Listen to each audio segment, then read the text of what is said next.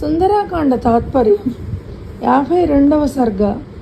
మహాత్ముడైన హనుమంతుని హితోక్తులు విని పట్టరాని కోపంతో అతన్ని సంహరించమని రావణుడు ఆజ్ఞాపించాడు. దురాత్ముడైన రావణుడు దూత ధర్మాన్ని నిర్వర్తింపవచ్చిన హనుమంతునికి మరణదండన విధించడం విభీషణుడికి కరడుగట్టిన అధర్మంగా తోచింది. విభీషణుడంటే రావణాసురుడు తమ్ముడు. యుక్తాయుక్త విచక్షణాశీలుడైన విభీషణుడు కుపితుడై రావణుడు తలపెట్టిన దుష్కృత్యాన్ని నివారించడానికి ఏం చేయాలా అని ఆలోచించసాగాడు.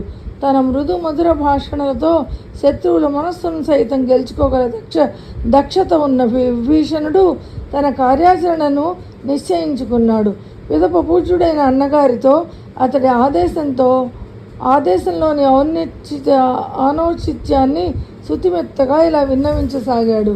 రాక్షసేంద్ర, చొరవ చేసుకుని మాట్లాడుతున్నందుకు నన్ను మన్నించు. కోపాన్ని విడిచిపెట్టు.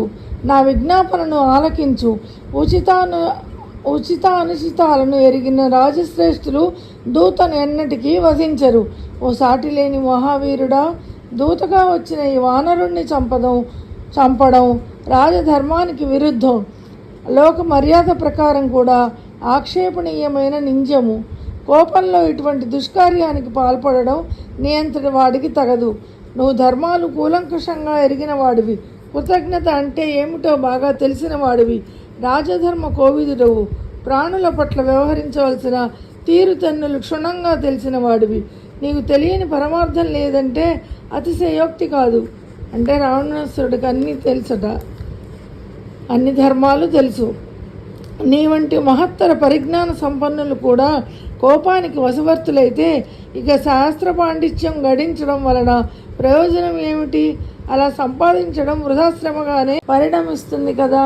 కాబట్టి ఓ శత్రు సంహారక, ప్రతిఘటింప శక్యం కానివాడా, ఓ రాక్షసేంద్ర, కోపాన్ని నిగ్రహించి ప్రసన్నుడవై ఉచిత అనుచితాలను పరిగణించి దూతకు విధింపదగిన శిక్షను మాత్రం విధించు.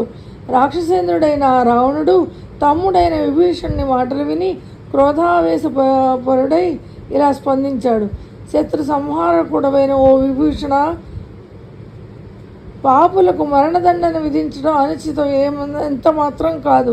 కనుక దుష్కృత్యాలకు ఒడిగట్టిన ఈ వానరుణ్ణి తప్పక వధించాల్సిందే. అధర్మానికి మూలమైనది, దోషభూయిష్టమైనది, కేవలం కోపంలో జనించింది, దుర్జనులు మాత్రమే సమ్మతించేది అయినా ఆ రావణుడి వచనాన్ని విని వివేకవంతుడైన విభీషణుడు పరమార్థయుక్తమైన మాటలతో ఇలా స్పందించారు.